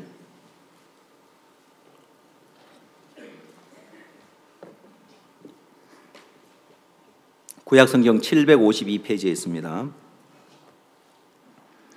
에스더가 모르드게의 명한 대로 그 종족과 민족을 고하지 아니하니 저가 모르드게의 명을 양육받을 때와 같이 쫓음이더라 했습니다. 여러분, 에스더가 모르드게의 명을 양육받을 때와 같이 쫓음이더라. 이 에스더와 모르드게의 관계는 에스더의 사촌 오빠가 모르드게입니다. 부모님이 일찍 돌아가시고 사촌 오빠 밑에 자랐는데 이 에스더가 어릴 때 양육을 받을 때만 순종하고 따르는 것이 아니라 어른이 되었는데 그가 이제 다 성인이 되었는데도 그 마음의 길은 양육받을 때가 순종되어지는 이런 마음의 길을 가지고 있었습니다. 자, 이런 아름다운 마음의 길을 가지고 있었는데 이것이 에스더의 인생을 복되게 만들어주는 거예요. 에스더를 행복하게 만들어주는 거예요. 잘못된 마음의 길을 가지고 있는 왕후가 있었습니다. 여러분, 잘못된 마음의 길을 가지고 있는 왕후 와스디라는 왕후가 있었습니다. 어느 날 왕이 잔치를 벌리는데 왕이 주홍이 일어나서 너무 기분이 좋아서 왕후 와스디를 면류관을 정제하고 나와서 그의 아름다움을 뭇백성에게 자랑하려고 왕이 그를 부릅니다. 그 내용이 에스더 1장에 나오는데 찾아봅시다. 11절, 에스더 1장 11절.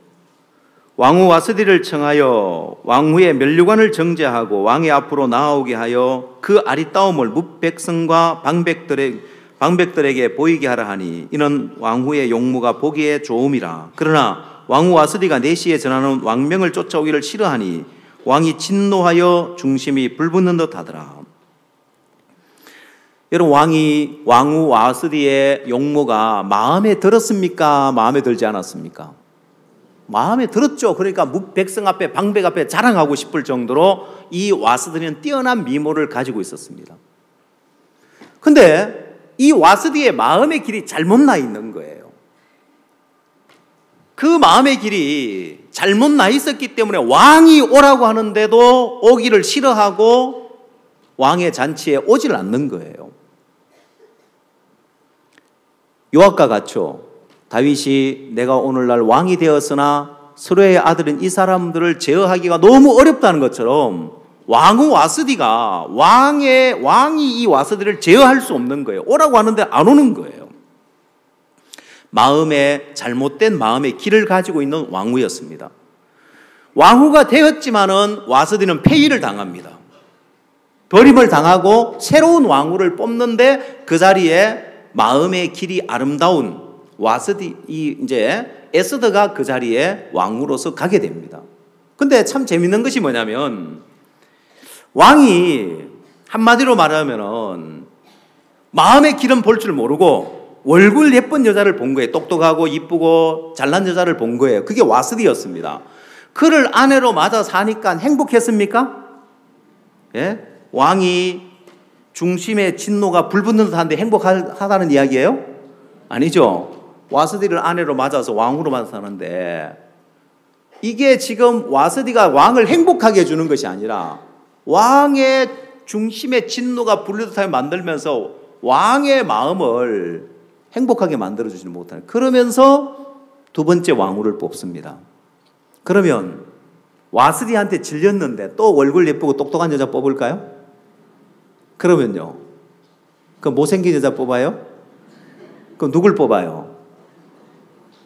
마음의 길이 아름다운 여자를 뽑는 거예요. 눈에 보여요? 안 보여요? 안 보이죠? 여러분, 결혼할 때, 서약할 때 전부 다 아내는 남편에게 복종하고 남편은 아내를 아끼고 사랑하고 살 것을 약속합니까? 할 때 다 이해하지, 생각해보고요. 살아가면서 결정하겠어. 이런 사람 누가 있어요? 그렇죠? 예. 그러면 네가 왕후가 되면은 왕의 명령에 절대 복종할 거냐 안 할 거냐 그러면 이해하겠어요? 안 한다고 하겠어요? 이해하죠. 제가 사도참치 전무님을 만났는데 우리 태평양 한가운데 키리바시 섬나라에 거기가 참치잡이 어떤 그런 황금어장인 거예요. 우리 선교사님이 그쪽 이제 회사가 어려울 때 선장이 한 명 이제 잡혀가지고 억류돼 어려울 때 도와줘서 선교사님이 한국에 나오니까 밥을 사주겠다 해서 제가 따라갔습니다. 그래 이런저런 이야기를 하다 무슨 이야기를 하냐면은 신입 사원들을 모집할 때 해외 지부에 태평양 이런 이제 해외 지부에 가서 일할 수 있겠냐고 물어보는데 전부 다 예한대요. 입사하고 난 다음에 막상 그런데 바누아투 뭐 솔로몬 뭐 이렇게 키리바시 이런 데 가라 크면 안 갈라 큰데요 보면은. 전문이 뭐라냐, 이거 사기 아니냐. 옆에 이제 같이 따라온 팀장이 뭐라 하시냐면, 아이, 전무님, 그건 질문 자체가 잘못된 겁니다. 뭐가 잘못됐냐고. 아니, 이해 안 하면 떨어지는데 일단 이해하고 보지, 누가 이해 안 하겠냐고.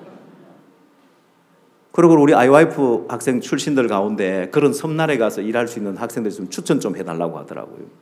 나중에 저한테 찾아오세요. 관련 학과 졸업생들. 제가 소개시켜 드릴게요. 여러분, 왕후가 되면 왕의 말에 무조건 순종할 거냐 안 할 거냐 물으면 왕후로 간택되기 위해서 127대에서 올라온 처녀들이 다 이해하지 안 한다고 할 사람 누가 있겠어요? 그렇죠? 자, 그래서 눈에 보이지 않는 이 마음의 길을, 이 마음의 아름다움을 볼 수 있는 사람은 볼 수 있어요. 이 세계를 아는 사람은, 마음의 세계를 아는 사람은 그 길이 보여요. 그래서 제가 서두에 이야기했던 그 대학생, 캠프에 왔다 막무가내로 간다는 학생, 네 마음의 길이 지금 잘못되어 있는데 너 이대로 살면 네 인생 전부가 불행해진다. 그래서 학생의 마음의 길을 바로 잡아주잖아요. 마음의 길을 눈에 안 보이는 것처럼 보이지만 이 마음의 길이 보여요. 자, 그래서 이 마음의 길을 알기 위해서 왕궁에서 1년 동안 머물게 하고 궁녀를 주관하는 내시의 수하에 속하는 삶, 이런 마음의 길을 보기 위해서 1년 동안의 생활을 하게 합니다. 자, 그리고 왕 앞에 한 번 딱 나갈 수 있는데 왕의 간택이 안 되면 그냥 그걸로 끝입니다. 에스더가 나가는데 어떤 모양으로 나가는지 한번 보십시오. 2장 15절을 한번 보십시오.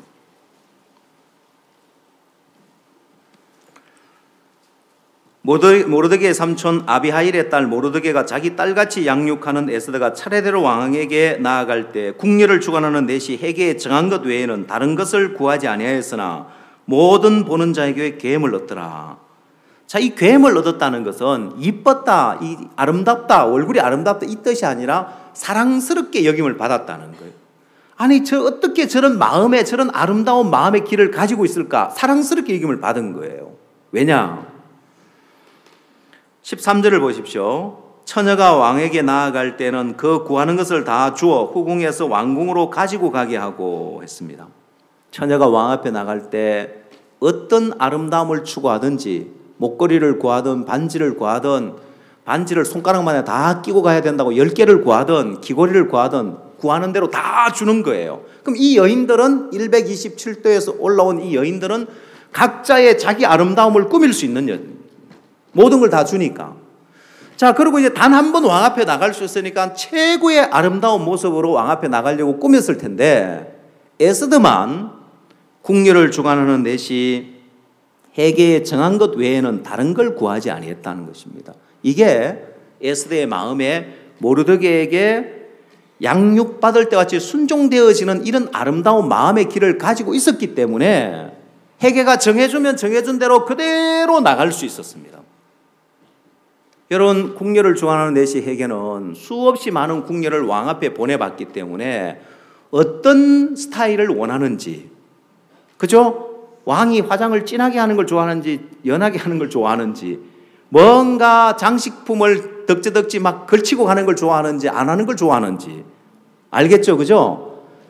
그래서 모든 여인들이 각자의 아름다움을 꾸며서 나오는데 에스더만 헤게가 정한 대로 나오는 이 모습을 보면서 계엄을 얻은 거예요. 결국 에스더의 마음에 있는 아름다운 마음의 길이 그를 왕후가 되게 만들어주는 거예요. 얼굴의 아름다움이나 재능이나 뛰어남이 아니라, 오늘 여기 우리 학생들 훈련받으러 와 있는데 실제 여러분들이 학점 잘 받고 뭐 여러분 성적이 좋아야 되는 줄 알지만은 여러분 사회에 나가서 여러분 위에 있는 사람들은 그런 마음의 아름다운 길을 가지고 있는 사람을 원해요. 실력은 거기서 거기고 어차피 업무는 회사에 다시 배워야 되기 때문에 그런 마음의 길을, 아름다운 마음의 길을 가지고 있는 사람을 원하는데 학생들은 마음의 길을 무시하고 실력만 좋으면 되는 줄 압니다. 인생을 사는 데 있어서 여러분의 마음의 길, 요압과 같은 마음의 길을 가지고 있느냐 아니면 에스더와 같은 마음의 길을 가지고 있느냐에 따라서, 어떤 길을 가지고 있느냐에 따라서 여러분의 삶의 결과는 달라지게 되어 있습니다. 그럼 오늘 여러분 마음에 와스디와 같은 마음, 왕이 오라고 했는데 오기를 싫어해서 왕 앞에 안 가서 버림을 받는 이 마음의 길을 가지고 있으면 여러분 인생도 반드시 그렇게 불행해지게 되어 있습니다. 여러분, 끝으로 성경 하나만 더 찾아봅시다. 마음의 길이 잘못된 사람들에 대한 이야기, 마태복음 22장을 한번 찾아보십시오.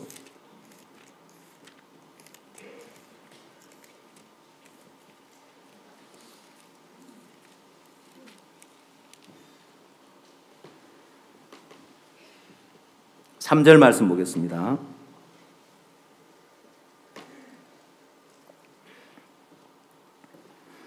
그 종들을 보내어 그 청한 사람들을 혼인잔치에 오라 하였더니 오기를 싫어하거늘 여러분, 와스디와 똑같은 마음의 길이죠. 오라고 하니까 오기를 싫어하는 이런 마음의 길을 가지고 있는 이 사람들. 4절, 다시 다른 종들을 보내며 가로되 청한 사람들에게 이르기를 내가 오찬을 준비하되 나의 소와 살진 짐승을 잡고 모든 것을 갖추었으니 혼인잔치에 오소서라 했더니 저희가 돌아보지도 않고 하나는 자기 밭으로 하나는 자기 상업차로 가고 그 남은 자들은 종들을 잡아 능욕하고 죽이니 임금이 노하여 군대를 보내어 그 살인한 자들을 진멸하고 그 동네를 불사르고. 자, 잔치에 오기를 싫어하더니 우리나라 속담에 평양감사도 제 싫으면 그만이다는 말이 있습니다. 아무리 좋은 자리를 줘도 내가 싫은데 내 싫으면 그만이라는 거예요. 자, 이렇게 마음의 길이 나 있는 사람이죠. 내 하고 싶으면 하고 하기 싫으면 안 하고 때려치우고 마음의 길이 이렇게 나 있는 사람, 여기 임금님의 혼인잔치에 오라고 하니까 오기를 싫어하더라는 거예요. 자, 그러나 만약에 가기가 싫은데 억지로라도 한번 마음을 꺾고 잔치에 가서 앉아 있었다고 합시다. 근데 임금이 군대를 보내서 그 동네를 진멸하고 불사를 때 억지로라도 잔치에 와 있는 사람은 어떤 마음을 가질까요? 아, 내가 정말 잔치 오기를 잘했네. 나 여기 안 오고 저기 앉아 있으면 진멸을 당했을 건데, 이 생각 들겠죠? 이런 마음의 길을 하나 내야 됩니다. 내 하고 싶으면 하고 하기 싫으면 안 하는 게 아니라, 그래, 야, 이 와서디가 가기 싫었지만 왕 앞에 한번 그 면류관 정지하고 가서 한번 있으면 그게 뭐 큰 힘이 드는 것도 아니고 그랬으면 폐위를 안 당했을 텐데. 여러분, 임금님의 잔치에 오라 할 때 임금님이 모든 걸 갖추었다고 했습니다. 살찐 짐승을 잡고 모든 걸 가져온 잔치에 오라고 했는데 그냥 가기만 하면 되는데 가기가 싫었다는 거예요. 하고 싶으면 하고 하기 싫으면 안 하고 자기 마음대로 하고 사는 삶. 이게 현대인들의 마음의 불행을 향해 가고 있는 잘못된 마음의 길입니다. 그러나 내 마음에 이게 나를 불행하게 만들구나. 정말 에스더처럼 마음의 길을 하나 바꾸니까 양육받을 때와 같이 순종되어지는, 하기 싫지만 원치 않지만 나중에 왕 앞에 가라고 해서 왕이 부르지 않고 나가면 죽이는 법인데 가기 싫은데도 마음을 꺾고 갑니다. 그게 왕의 사랑을 받게 하고 유다 민족을 구원하게 하고 하나님 일에 귀하게 쓰임 받으며 자신도 사랑받지 못한 왕위에서 왕의 그 사랑을 받는 왕으로 너무너무 인생이 복되게 되는 거예요. 여러분, 성경은 오늘 여러분이 어떤 마음의 길을 가지고 있느냐에 따라서 앞으로 여러분 인생에 어떤 결과가 올 건지를 정확하게 이야기를 해주고 있습니다. 여러분의 마음의 길이 잘못된 마음의 길을 가지고 여러분이 실력 있다고, 여러분이 일을 잘한다고, 뛰어나다고, 남들보다 뛰어나고 남들보다 머리 좋고 남들 재능이 많다고, 아니요, 아무 소용없습니다. 요압과 같이 유능한 장수였지만은 그는 비참하게 죽임을 당했습니다. 하나님의 성전에서, 하나님의 성막에서 단불을 잡고 비참하게 이스라엘 장군의 손에 죽임을 당한 그 불행이 마음의 길이 하나 잘못되어서 그렇습니다. 오늘 여러분의 마음의 길이 잘못되어 있으면 불행해지는데, 여러분 자신을 한번 비춰보면서 내가 내 마음대로 살면 되는 게 아니구나. 인생은 어떤 마음의 길을 가지고 있느냐에 따라서 인생이 좌우되구나 하는 사실을 깨닫고 이번 여러분 이 캠프에 와서 마음의 길을 한번 바꾸면 여러분 인생 전부가 행복해질 거라고 믿습니다. 기도하겠습니다. 하나님, 많은 사람들이 잘못된 마음의 길을 가지고 있어서 불행해질 수밖에 없는데도 마음의 길을 모르고 이 세계를 몰라서 불행한 대로 그대로 살아가는 사람들이 얼마나 많습니까? 그러나 이곳에 와서 이번 캠프에 함께하는 분들 한 분 한 분 속에 은혜를 베푸셔서 자신의 마음에 잘못된 마음의 길을 발견하고 거기서 돌이켜 에스더와 같이 순종되어지는 아름다운 길을 마음에 만들고 행복에 도달할 수 있는 마음의 길이 있어서 그 인생 전부가 행복해질 수 있도록 축복해 주시옵게 되길 바랍니다. 이곳에 처음 오신 분들 주님이 축복하셔서 그냥 인생 바쁘게 살아왔던 그 인생을 뒤돌아보면서 마음의 길을 바로잡고 행복한 인생이 될 수 있도록 주님이 축복해 주시옵게 되기를 바랍니다. 예수님의 이름으로 기도드렸습니다. 예, 처음 오신 분들은 또 저희들이 2부 또 개인적으로 우리 목사님들이 또 사모님들이 상담해 주는 시간이 있습니다. 여러분 상담하는 시간 갖고 가시기 바랍니다.